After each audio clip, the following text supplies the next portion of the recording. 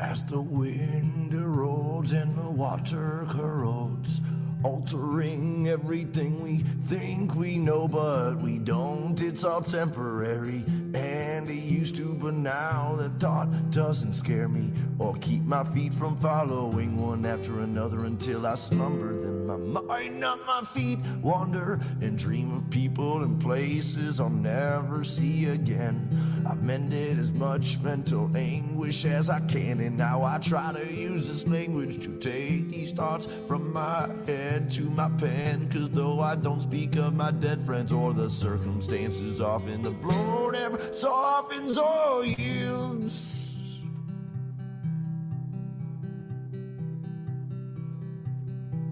I'm in a desolate field, lonesome stargazing, night blazing, chasing traces of remembrance and reverence of relevant friends and acquaintances, and faceless and nameless names and faces. And while my mind is racing through these photo albums and quotations, all these people and places far from me, for only land and stars I see when I'm outside of the Mile High City, which is not my city, for I was born 1,000 miles northeast of there in the land of beer and lakes and pistol fire on MLK's birthday, where there is no minorities and segregation's mandatory. But that's a whole nother story altogether, and no matter the weather or hardships that any place brings, I'll still laugh when people shiver and say it's freezing, or say, hey, no, wait, I already had 18 mixed drinks, but I guess it's a Midwest thing, and I'm a mess from a dirty city and brought most of this filth I've gathered with me. Today on Experience Andy Weins Live, we're talking about I statements. Just like my brother said there in the verse, I brought most of this filth with me. That's what we're talking about today. How I statements will ultimately control the reality that you paint, the world that you see it, and ultimately determine how you, the avatar that is you, goes through the world each and every day. Coming up after the verse. My work labors on as lovers sleep in each other's arms, remaining calm and collect. I begin my self-reflection process of redemption. Honestly, I don't know where this road leads, or if I'm even going. Could be rowing upstream, or worse, chasing my dreams to the peak, to finally be somebody doing something with what I have, rather than saying again and again that I can't and I won't anymore from this day forward. Cause Lord knows the past is set in stone, the present is yours to mold and to use for future uses. I know I'm a nuisance, I'm told, cause I'm neither young nor giant nor gnome. I don't sleep on these streets usually, though I've made thrones of my own. I don't sit well with idle hands, though don't know what to do when I'm home all alone. I'm a menace thrown from society, and as it lies to me, I'll smile silently as others do as they please. I am watching and listening, and I'm grinning all the while, cause sometimes all you can really do is smile. So as the work labors on, I'll keep on singing my songs, and this day's never done. We just keep on spinning around that sun, and well, through all these miles and trials, all I've learned to do is smile. Is to smile.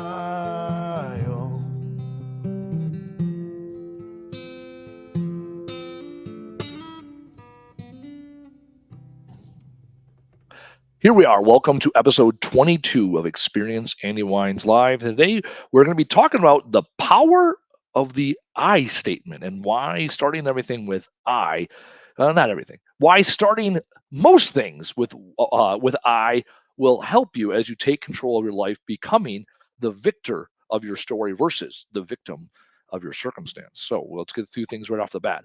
Words fucking matter, available Amazon, Kindle. You can also buy it on my website, andywines.com. Or if you see me in the street, let me know. I hawk them out of the back of my car, my Jeep, whenever I have people nearby. So pick up the book, get the knowledge, and then come on the show and learn more, deeper of why I wrote the book and how to apply it more in practical applications, day-to-day life. Second thing we always do, a moment of gratitude. So I'd like to thank you, the listener, you, the people that support me. This weekend, yesterday, I went to the area home and garden show in Milwaukee, Wisconsin, and I walked in and I got a cup of decaf coffee. I turned the corner, and the first gentleman looked at me like he knew me, and he kind of gave me a nod. I go, "Hey, how you doing?" He goes, "Are you Andy?" I go, "I am Andy." And then he proceeded to tell me that he bought my book, that he listens to the content on LinkedIn, and that it inspires him to take more control of his life. And then we stood there and chatted for a bit on small business. He has a landscaping company. I do junk removal. So it was great that we had an opportunity to connect on a human level when really we're there for mostly business purposes. And so I want to thank all the people that go to the way to watch the content and then also engage with it. As we know in life, there's three types of people. There are going to be the people that create, the people that contribute, and the people that consume. And my challenge to you is step up your game. Anybody can be a consumer. I challenge you to contribute to the creators that are out there in the world, contribute to the greater cause. And when you have a message worthy of saying, when you have your art worthy of sharing, go out and create and see what happens. I have my challenges each and every day where I question whether or not what I'm doing is worthy. And so I'm grateful for the people that say that the word that I've given them have changed their lives. So there we go. Now we have the two orders of business done, and now let's get into the meat and potatoes of the power of the word I and I statements. All right, let's look at something like this. This is a classic thing that happens to us as people. You'll hear things like someone says to you, "You make me feel this way," and not like that good song, more like "You make me," and then insert however somebody's feeling. Instead of taking ownership, they're making this victim statement as if they have no control over this. Right? You make me late. You make me feel unworthy. You made me fail at this thing. No, no, no, transform that statement, because we hear people say that, and often we'll say it to ourselves and say it out loud. Well, they made me. No, they didn't do shit. First and foremost, they is this blanket of bullshit that we pass on to others. They, no, bullshit. Let's start with I. I feel this way when. And now you are becoming a victor of your own circumstance. So that is the first set of I statements that I want to focus on. I versus you language when it comes to your feelings. So a very simple Mad Libs example is I feel insert emotion when name that person or thing, the activating event happens, right? I feel rushed when you are late, right? Very, very simple. I often use the examples of people running on time or not on time, because in all relationships, people struggle with that. Hell, I watched a video earlier today about how Vladimir Putin is infamous for making people wait. He made the Pope wait for 50 minutes. He made John Kerry wait for 3 hours. Why? Because it's a power play. Anyways, it happens at all levels of humanity. However, I versus you when it comes to expressing your feelings is a very simple example. And yet, what it does is it lowers your walls, because often people are like, "You make me feel this way," and I had no choice. No, you did have a choice. You did feel a certain way. I never want to question someone's emotions. The emotions are there. The emotions are a response because of a thought you had. So we can dig deep. Okay, what caused that emotion? I had an argument with somebody recently, and in the argument, I said, okay, hold on. If I just send this text message, it was an argument over comfort, we'll call it. And I said, if I just send this text message, is the argument over? Or can we be done talking about this? And they said, no. Okay. So this really has nothing to do with me sending a text message. What is behind it? And turns out there was a lack of comfort from the other person on as to what something I was doing. So once we peel back that layer of comfort, okay, now what can I do to make the other person feel more comfortable? Because it started with I feel this way when you do or don't do this thing. Well, now because we can focus on the I feel and the emotion, that is the key right there. That's the searchable term that we can dig into. And now we can both put our efforts towards making or creating an environment. I was about to say making someone feel a certain way, wrong, about creating an environment wherein the person feels their ideal place. So if someone says, I feel uncomfortable with this, okay, what can we do to make you feel more comfortable? Let's talk about this. What are some things that we can control? Or the inverse is, okay, we want to dig a little deeper. Why do you feel uncomfortable with that? And then we can dig into that and ask why 5 times. And I would argue, right, I love discomfort, right? Comfort is the enemy of progress. P.T. Barnum says that I talk about in my book. I love uncomfortable situations. I love discomfort. That's me. If right, comfort is a scalable thing, there are some people that love discomfort. Talk about I can't think of his name. Go hard, go hard, go hard. That's what it says. Go hard.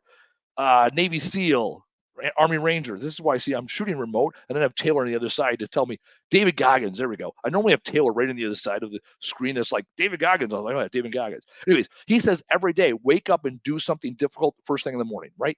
Do something uncomfortable first thing in the morning. He changes it, or he chases discomfort, right? And you have other people that want to live a comfortable lifestyle. That's kind of the American dream is to, let's be comfortable. I'm more like David Goggins. Let's be uncomfortable. So when you start talking to people, when they qualify their feelings, you can figure, okay, how do I meet them where they're at? I might love discomfort. Someone else wants to be more comfortable. How do I meet them there? And the best way is when they use I language, because now they can express how they feel. Another powerful I statement is I know versus I think. Often people will say, well, I think it should be this way. Well, hold on. Why are you thinking? When people use the term I think, they're generating, they're creating a thought. I find I think to be extremely passive language. It's unsure. It shows a lack of confidence. Also, I think is not qualifiable versus I know. So, very funny example, a simple example last night. We were at my parents' house. My daughter and I were playing family game night. And before Google came out, my dad had a monopoly on knowledge because he knew random obscure things. And he said it with such confidence, no one challenged him. Anyways, he said, did you know? Actually, I have a banana right here. Here we go. So good thing we're shooting remote. Okay. He said, did you know that bananas grow on trees going up? That's what he said. Did you know that? That bananas grow on trees growing up. And I said, is that a trick question? He goes, no. Did you know that? I said, well, I know they grow up. Moreover, I know they don't grow on trees. He goes, yeah, they grow on trees. Banana tree. I go, no, they don't grow on trees. That's all I said. I know they don't grow on trees. So I Googled it real quick. No, bananas do not grow on trees. They are considered shrubs or bushes. So in a simple situation like this, I could say, well, I think they grow on trees. I thought I read that somewhere. No, go to the Google machine. I know that bananas grow up on bushes or shrubs, not on trees. Okay, simple example. Now let's think about it when something is more subjective. I think they said that. I think that's what they're implying there. Well, how do you know? You don't. So now you're assuming, now you're interjecting your bias, you're injecting your thoughts and your feelings and all the subjective shit on your mind. Instead, take a hold on. How can I go from I think to I know? Well, let's go out to that person. Hey, what were your intentions? Hey, what did you mean by that? And they might tell you something that was completely way off, right? Because you want to, I think she's pissed. Okay, why do you think that? Oh, because she was snarking to me in the elevator. It's like, okay, well, let's go ask her. Hey, Sally, why were you snarking in the elevator? She might be like, I didn't even know I was snarky. It's been a rough morning. My kids got sick. I forgot my cup of coffee. I broke my heel. I don't know, right? There's nothing. We're good, right? Instead, you would say, I think she was talking shit. I think she was snarky. No, going to know. And she might also say, yeah, you know what? I don't like you because you did this. All right, let's have a little bit of conflict. And then we can get to the other side of it. You might get the answer that you were looking for. And now you know, I don't think she's pissed at me. You say, I know she's pissed at me. And then you can ask this magical question, why is she pissed at me? And is it my responsibility to fix it, or is it her responsibility to fix that? Right? You might say, I'm pissed at you because you got a promotion and I didn't. Well, sounds like a her problem, right? Hey, I'm pissed at you because you took my parking spot this morning. Okay, yeah, you know what? All right, I won't take it. I won't park it. I won't park it. I'll park in a different spot. I was supposed to say I won't. I kept saying I won't, right? I'm recalibrating the sentence in my head. Fine. I will park somewhere else, right? Focus on the start or the continue versus the stop. All right. Let's get into the last powerful I statement, and then we're going to go into the stops. And again, everything we've talked about so far is either start or continue, depending on where you are in all these exercises. All right, this is one where I've combined two of my favorite mentors together. So there's a speaker I heard years ago, his name Boaz, and he talks about "I used to." That's one of his powerful statements. And then another gentleman, Chris Kalenda, with the Strategic Leadership Academy, he talks about the most powerful transitional period is so that. So I combine two very smart people to make a statement, which is I used to insert whatever limiting self belief you have. So I used to, and now, new statement, so that, where Chris comes in, the expected result. So now, instead of giving yourself an excuse, like for me, oh, I have PTSD, I have ADD. That's my reason for it, right? ADD, right? I procrastinate because I can. I wait till the last minute because I can. That's what I do, right? And now I can own that statement and say, okay, I used to procrastinate, and now I'm more intentional with my time and my research so that I get a better result when it's time for me to show up. Even today's episode, last episode I was not happy with. Last episode I had written some things down throughout the day. I thought through the episode, and then when I actually did the episode, I wanted it so bad to come across the way it came in my head. And I had a very poor performance from my perspective last week. I didn't say the things I wanted to say and how I wanted to say them.